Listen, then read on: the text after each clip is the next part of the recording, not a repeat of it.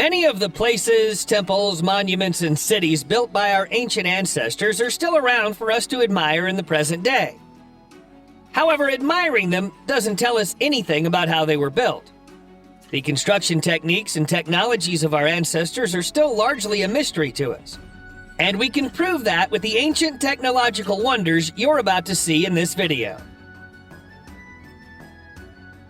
If the purpose of this video is to talk about ancient cultures and their fantastic technological achievements, it'd be wrong of us not to mention the ancient Inca culture of South America. How is it that they were able to cut a square aqueduct into a volcanic rock 1,000 feet above sea level 3,500 years ago in Chamiz, Peru? It might even be the case that this is the work of an advanced civilization that came before the Incas, but they've left no trace of themselves in the area to help us identify them. Even the name of the site, which is Cumbe Mayo, just means thin river. It doesn't give us any clues about who created the oldest human-built structure in all of South America. The precisely carved aqueduct channels water from melting snow all the way down the mountain to the cities in the dry valleys below it. It's a work of ingenuity, and it makes us wonder whether the stone monks, which are allegedly natural-occurring 60-foot-high volcanic pillars above the aqueduct, are truly natural in origin after all. There are many fairy tales and legends in Azerbaijan about the true origin and nature of the Maiden Tower in Baku. It's a shame that none of them seems to get us closer to the truth behind the building's existence. Baku is an old walled city, and the Maiden Tower is the oldest structure in it. It's so old that nobody can say for sure when it was built or what it was called by the people who built it. Most educated guesses say that it's a 12th century construction, but there's a significant difference between the stones that make up the first 3 stories of the building and those that make up the rest. Those lower 3 levels are more likely to be 2,500 years old, and possibly even more than that. That'd make the tower older than Islam, meaning that if it's a religious building, it's more likely to have been put together by Zoroastrians. Alternatively, it could be an observatory. The stone protrusions that jut out from the tower correlate to the upper and lower levels of the lunar cycle. The name Maiden's Tower comes from a legend about a king's daughter leaping to her death from the top of the tower to avoid an arranged marriage. But there's no historical evidence to support this. There are several names for our next site. They're most commonly referred to as the rock sculptures of Abbey Fawr, but you might also have heard them called the Sculptured Rocks of Rothenau, or La Rochère Sculptés. You'll find them on the coast of Brittany in Saint-Malo, France. Abbey Fawr lived in the 19th century but suffered a severe stroke at the age of 30, depriving him of use of one side of his body and leaving him deaf and mute.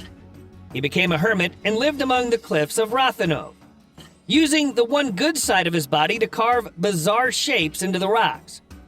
He started in 1870 and continued for more than 25 years.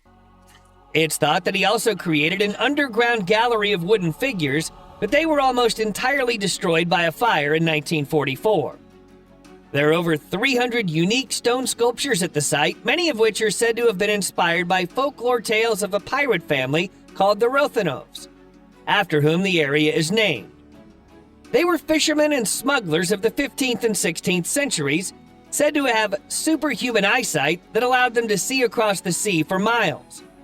The tales are fanciful, but the sculptures are fantastic, especially when you bear in mind they were created by a one-armed man. Let's move on to something truly mind-blowing in terms of both sophistication and size. We're talking about the Yangshan Quarry in China, which is where most of the stone used in Nanjing's great monuments was quarried.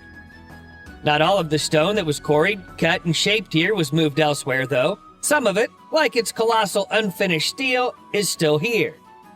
History tells us that the creation of this stele was ordered by the Yongle Emperor during the 15th century, who wanted to use it in a monument to honor his father at the Ming Shaoling Mausoleum.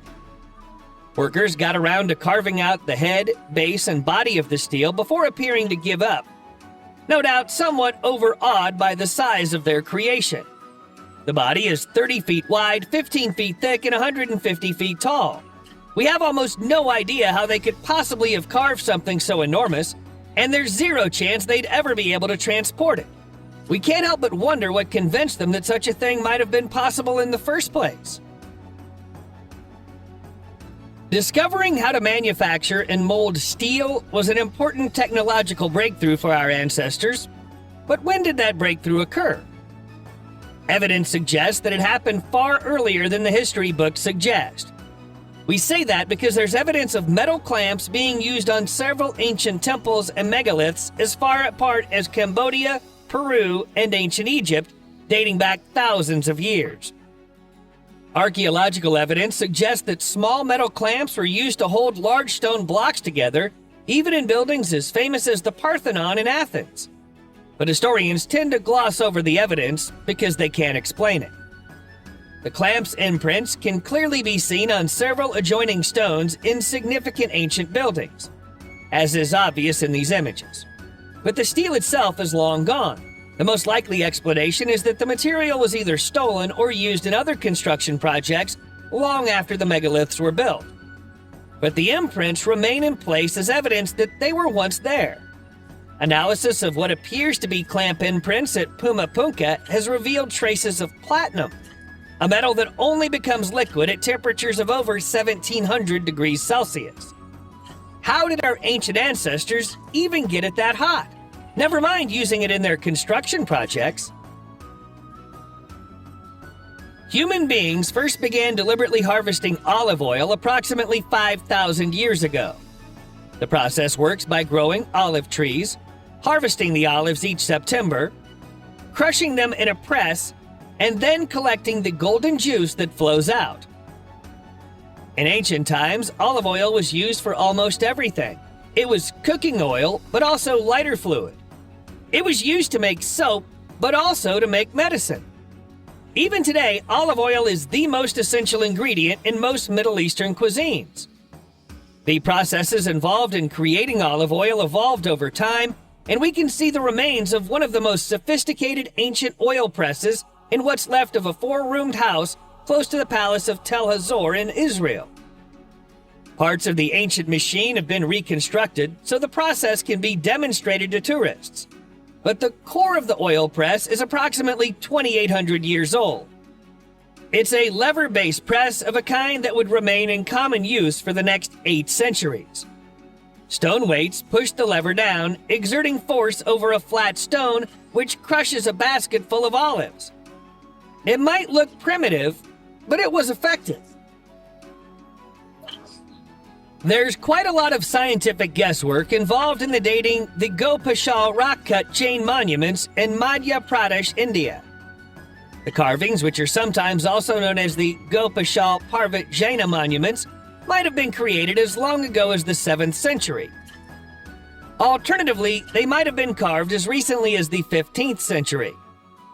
The fact that scientists can't be any more accurate than that is a sign of how little we know about these beautiful decorations which appear on the walls of Gwalior Fort. Experts tell us that the majority of the carvings depict Tirthankaras in a traditional seated Padmasana pose, although there are others that show him in a standing posture known as Kayotsarga. All of the sculptures are nudes, which is the norm with Jain iconography. Jain rock shrines exist elsewhere in India, but none with as many monumental statues as this site. It's almost as if the Jains tried to turn the entire cliff into one enormous shrine. History records that the Mughal Emperor Babar ordered the statues to be mutilated in 1527, but the Jain community eventually restored them by adding new stucco heads. Our next ancient curiosity is also known by more than one name. Most people refer to it as the Tomb of Absalom, but it's also sometimes called Absalom's Pillar. Whichever name you prefer to call it by, you'll find it in the Kidron Valley of Jerusalem. Mystery surrounds the origins of this monumental rock-cut tomb, which is notable because of its conical roof. The association with Absalom, son of King David, comes from ancient tradition. Modern archaeologists and scientists say that no such association is possible. Absalom is said to have lived and died about 3,000 years ago, whereas the tomb can't have been built any earlier than the 1st century. Also, only the lower half of the monument is a tomb. The upper half is a nephesh, a kind of funeral monument, and likely commemorates people buried in the adjacent caves, as well as whoever was buried in its lower half. The burial chamber actually contains 3 burial sites, but we don't know actually who was buried in any of them. Absalom's pillar was clearly built for people of great importance, but we might never know who those people were. We've been to France once already in this video, but we're going back there now to show you an incredible underground church. Building a church underground is far harder than building one above the ground for obvious reasons, but perhaps ancient builders saw working on such a project as the ultimate demonstration of their faith. Whatever the reasons, their work led to the creation of the underground church of Saint Jean, which is in Abbatière-sur-Dorne.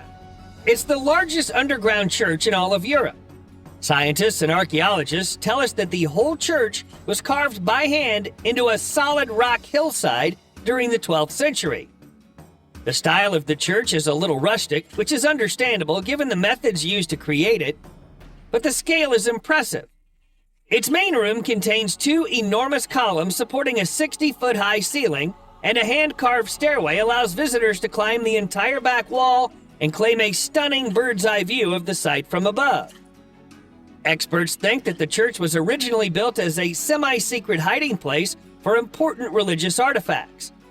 The Roman reliquary in the largest side room is said to be a relic of the First Crusade, and the 80 sarcophagi in the other side room are said to contain the remains of saints and martyrs. Both claims are impossible to prove. There is no correct answer to the question, what color is the Lycurgus cup? It could be one of 2 colors, depending on which direction you look at it from and how well lit it is at the time you're looking. The 1,600-year-old curiosity has been intriguing all of those who've seen it for centuries. The cup was made using dichroic glass, which can reflect light particles in a variety of different ways. If a light is shown from behind the glass, it'll appear green. But if the light is shown from directly in front of it, the color turns red. It's almost certain that the person who made it understood the principles of the glass that they were using, even if they didn't know why it behaved in the way that it did. Archaeologists have never found anything else like it, which perhaps isn't a surprise, given how delicate the cup is. So we can't rule out the possibility that only one ancient Roman craftsperson ever understood the potential for the glass and how to make beautiful things out of it. When they died, the secret of how to make objects like this went to the grave with them. Seen from above, this incredible invention in Gonabad, Iran looks like nothing more significant than a series of puckered holes in the ground. That's misleading. This is actually one huge interconnected structure known as a kiariz. It's an ancient miracle of hydraulic engineering. It's one of the greatest surviving examples of an irrigation system known as a kannet, a form of water transportation technology that's still used in some parts of the world today. Faced with life on a dry plain 3,000 years ago, the ancient Persians knew that the only way to survive was to make water come to them. And that's what kiariz does. The system is made up of underground tunnels that run for miles, connecting wells to underground reservoirs. The holes visible from above provide ventilation to the tunnels and also provide access for water collection. Building just one average-sized kannet would take many years, as all the work was done with picks and shovels. Building something the size of kiariz must have taken decades. Systems like this still exist in Libya, Turkmenistan, Iran, and Afghanistan. We've looked at some large-scale mysteries during this video. Our final piece of mysterious technology is much smaller, but no less worthy of inclusion. If you're only taking a brief glance at it, you'd assume that the 2,200-year-old sculpture is just one of many ancient Egyptian carvings of birds. Look closer, though, and you'll see that aside from the eyes and the beak, it has a lot more in common with a modern plane than it does with any bird we've ever seen. The wings are thin, straight, tapered, and devoid of feathers. The tail is square too. If it just happened to look like a plane, we could write these things off as coincidence. But the sculpture is also aerodynamically perfect. A research team made a perfectly scaled up version of the sculpture during the 1970s and demonstrated that it was capable of flying and gliding. Is this an out-of-place artifact, or was there an Egyptian toy maker somewhere who made their child a flying toy, little realizing that they'd invented a test model aircraft over 2,000 years ahead of schedule? Subscribe to the channel and turn on notifications, and you will be the first to know when a new video comes out. Thank you for watching, and see you in the next video.